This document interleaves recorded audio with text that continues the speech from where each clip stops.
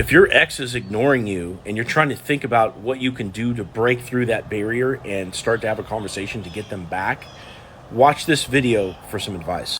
So your person let you go and you tried to appeal to them. You sent big, long messages.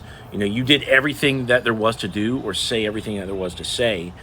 And now you send a message and you're just left on red.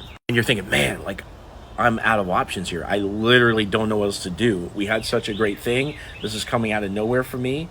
And you just feel helpless to the situation. But I want you to think about something as you're racking your brain for all the different avenues of what you might be able to do. Show up at their work, write them a letter, wish them happy birthday 2 weeks from now, etc. Think back to when you were single.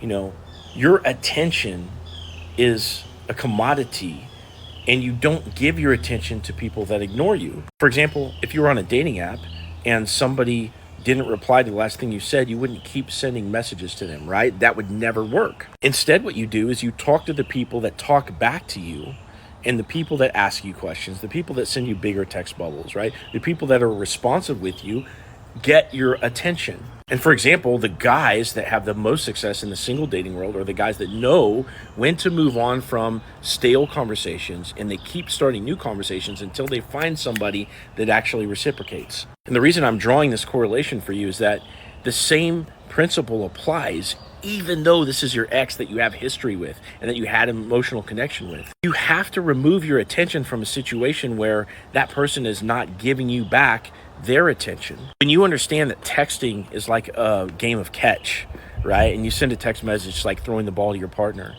And if they catch it and they don't throw the ball back to you, you don't run up to them, wrench the ball out of their hands and throw it to them again, right? That makes no sense. And therefore, if you throw the ball to somebody and they just hang on to it and they never throw it back to you, you know what you got to do? You go get a different ball, right? Maybe you hang on to that ball and you throw it up in the air and you catch it yourself for a while.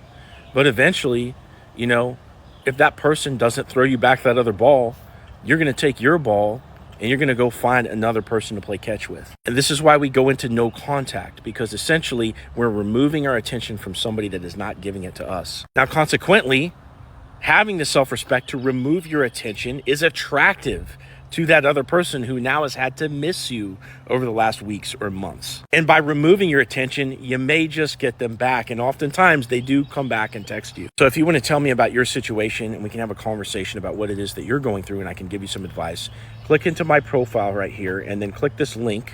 And from there, you can either ask me a question or book a call. And I'd love to have a chat with you about your situation.